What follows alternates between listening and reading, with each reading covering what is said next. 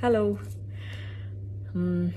This is the first time that I'm getting in touch with you all to clarify something, and I think this will be the first time that I'll be thinking twice before I speak my heart, because I'm anxious that my words might be misinterpreted. So forgive me if I take a while longer than usual to communicate my thoughts. Mm. And I'd like to do this in English.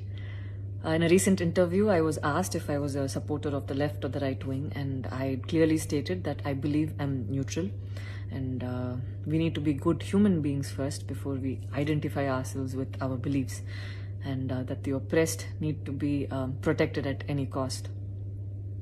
So further into the interview, I went on to elaborate on how I look at things, and I had quoted two references which had a huge impact on me, and which left me traumatized for days. In fact, after I watched the film The Kashmir Files, I had the opportunity to speak with the director, and this was 3 months ago. I remember telling him that I was disturbed seeing the plight of the people at that time, and being someone that I am, I would never belittle tragedy like the genocide and the generations of people who are still affected by it.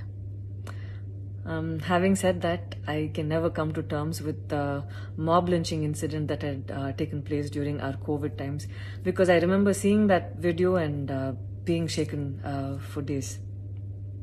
I believe that violence in any form is wrong, and violence in the name of any religion is a huge sin. So this is all that I wanted to, this is all that I intended to say, and that's all. But it was very disturbing to see that many people online justified the mob lynching incident, and I don't think any of us have the right to take another person's life. Being a medical graduate, I believe that all lives are equal and all lives are important. And I hope a day doesn't come when a child is born and he or she is scared of his or her identity. And I pray that we're not heading towards that, at least. 14 years of my life, my school life, I remember every day going to school and chanting, "All Indians are my brothers and sisters. I love my country and I'm proud of its rich and varied heritage." So maybe it went so deep into my head. And we as children would never differentiated each other based on culture or caste or religion. So anytime I speak, it comes from a very neutral ground, and I was very surprised to see that whatever I had spoken was taken in a completely different way. And it was also very upsetting to see that a lot of prominent personalities and websites had carried a snippet from the previous interview that I had given, even without seeing the complete interview or the genuinity behind what was said.